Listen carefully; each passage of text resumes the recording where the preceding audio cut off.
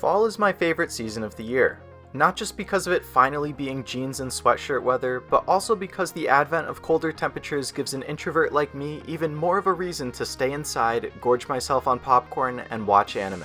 2022 has been a year full of amazing anime, and through the first few weeks of fall, it seems like this season will close out the year with yet another great selection of new series to check out. You know the deal. I'll be going through all the new shows I'd recommend, and if you want to skip to a specific anime, then check the description or comments for timestamps. I don't know what I expected when I started Akiba Maid War, but it certainly wasn't having a maid get assassinated in the first 2 minutes. The series jumped onto the scene out of seemingly nowhere with its utterly absurd debut episode, which follows Nagami as she moves to Akihabara to fulfill her dream of working at a maid cafe. Unfortunately for her, her first day doesn't go all that well. Turns out the maid cafes of Akihabara are actually part of organized crime and essentially at war with one another, and poor Nagami is thrust into the middle of the insanity when she's unknowingly sent on a suicide mission as a sacrifice that ends in a massacre. And despite the gratuitous violence, comedy is woven throughout it all, such as when Nagami is repeatedly splashed with blood shooting from a body like a fountain, or when Ranko waves her guns around like light sticks at a concert as she annihilates rival maids to the tune of an upbeat idol song. Equal parts baffling and entertaining, I genuinely don't know what to expect from Akiba Maid War, but I think it's worth checking out simply for how unique and absurd it is. And since it's an original, we'll all be going in blind for this bizarre adventure together. Though it'll inevitably draw some comparisons to K-On! Due to being a slice-of-life comedy following a group of girls in a band, Bocchi the Rock's first couple episodes have already demonstrated that it's strong enough to stand on its own. Bocchi is an extremely introverted girl who's long dreamed of being in a band, but who was too shy to make it happen and ended up uploading covers to her 30,000 YouTube subscribers instead. Please subscribe, guys! A chance encounter with a girl in a band looking for a guitarist gives her the opportunity to chase that dream, and the story progresses from there. Bocchi is an endearing protagonist who I immediately found relatable as someone who also once dreamed of being in a band when I was in high school, and I'm already invested in seeing her dream come true. The other members of the band are just as likable and have a fun dynamic with Bocchi, and it's all brought together by Cloverworks' strong production. I've always been a fan of series about characters who are passionate about playing and making music, and between that, the varied and fun cast, relaxing vibe, consistent comedy, and great OP, Bocchi the Rock is shaping up to be one of this fall's best anime. Chainsaw Man. Probably the community's most anticipated anime of 2022, and the show that everyone and their mother will be watching. I mean, look at these numbers, it's not even close when compared to the next couple of series. I won't talk about it too much because of that, but in short, it's about a guy named Denji who has a pet devil named Pochita, one of the two best boys of 2022 along with Bond from Spy Family. Denji is betrayed and killed, but revives as a human-devil hybrid, Chainsaw Man. He ends up working as a devil hunter, and the story goes from there. I've only heard great things about the series, and I managed to hold off on reading the manga long enough to go into the anime mostly blind, so I'm excited to see everything unfold, but if I'm being honest, I didn't love the first episode. I thought it was just fine. The second was an improvement though, as it introduced numerous new characters and just seemed more interesting because of it, and the visuals and sound design have both been excellent thanks to the great team at MAPPA. I feel confident in saying that this is gonna be worth watching even if the start didn't blow me away.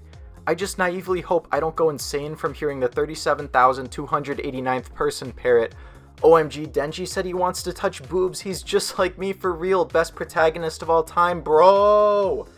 Or, "Oh my god, I'm so jealous of Denji, I want to be Mama Makima's dog too, woof woof."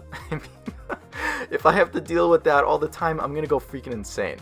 The Eminence and Shadow is one of two new series from this fall that I actually have read the manga for ahead of time, so I was looking forward to this, and it's been a pretty decent adaptation so far. Like Akiba Maid War, Eminence is equal parts edgy action fantasy and comedy, with main character Sid essentially being Ainz if he were a Chuny on more of a fantasy trip. He leads the group Shadow Garden, a clandestine organization who fights against the cult of Diablos, an enemy that he made up that turns out to actually be a real group. And like an overlord, he commands a group of powerful subordinates who steamroll everything they face. I like Nexus, the studio helming the series, for their previous work on Graham and Comic Girls, and thus far Eminence seems like another solid addition to their resume. The comedy is my favorite aspect of the series, but there is an actual story and some interesting lore and characters to be found here, so it's not just an action fantasy, and it's worth checking out if you want a good action comedy series that evokes some Overlord vibes. I'm the Villainess, so I'm Taming the Final Boss is the other series I'd read the manga for, and like Eminence, I've been pretty pleased with the adaptation so far. If you've watched My Next Life as a Villainess, then the concept for this will sound very similar. The Villainess suddenly regains memories of her past life, realizes she's in her favorite otome game, and needs to change the story to avoid her imminently approaching death. Unlike Hamifura's harem shenanigans and comedy skew, I'm the Villainess focuses on a singular relationship and gives it more development, and also has a bit more of a notable plot unraveling around the cast. The main ship of Eileen and Claude is very cute and their dynamic is a lot of fun, so if you're looking for a romance fix this fall, I'm the Villainess may be the place to look. I also have another video about the series, so if you want more detail about why it's worth watching, then check that out. The next 3 series are special in that they're 3 of my favorites through the first few weeks of the season, and none of them are in the top 20 most watched for the season on my anime list. Guys, please. Love Flops is an original series and presents itself as a harem rom-com, but, and this is just my theory based on the first 2 episodes, I feel pretty confident that there's going to be some twist that throws a wrench into things like Engage Kiss from last season. The show almost feels too cliché. Every rom-com and ecchi cliché that you can imagine seems to occur, be it falling and landing in awkward and compromising positions, sudden transfer students and confessions, being forced to live together, and more. And it does those clichés in an entertaining way, especially because the main character seems to play more of a straight man role who thinks everything is just as weird and bizarre as we do while watching it. There's multiple other weird things that make me think this will take a turn. The main character forgets his friend's name, he wakes up in the Back to the Future pose, he and other characters have mysterious flashbacks and memories, the date on his calendar and TV are different, etc. It almost feels like we're watching someone play a rom-com visual novel. Even if there isn't a twist, these first couple episodes have been genuinely entertaining in how unabashedly it presents the clichés and how funny some of the scenes and dynamics have been, but I really do think there'll be some twist that shakes things up, which has made it intriguing as I have no idea where it'll go next. I just hope this girl doesn't suffer too much because she looks like a cross between Sakura from Fate and the girl from Emergence, and I don't even want to imagine what kind of suffering that would entail. Mobile Suit Gundam: The Witch from Mercury has been far and away my favorite new show from fall so far, with an intense and gripping prologue setting the stage followed by 3 strong episodes filled with a diverse cast, well done world building backing an interesting overarching story, engaging action, and excellent visuals and music. Did I use enough positive adjectives there to show how much I like it? Soleta and Miorine are likable leads and have established a good dynamic with the seeds already sown for growth both individually and together, platonically and potentially romantically for any Yuri fans out there. The rest of the cast also seems interesting, and I expect we'll get a winding plot as these students overcome their differences and rise against their common enemies together. I also really like the character designs and how distinctive everyone feels, and the music during the action scenes has been yet another highlight. With all of these factors in place, it's setting up for what I expect to be a bombastic sci-fi romp, and I can't stress enough how I consider The Witch from Mercury a must-watch for just about everyone. It seems like it'll truly be amazing. Raven of the Inner Palace rounds out the trio of shows I've been enjoying that seem to be underwatched.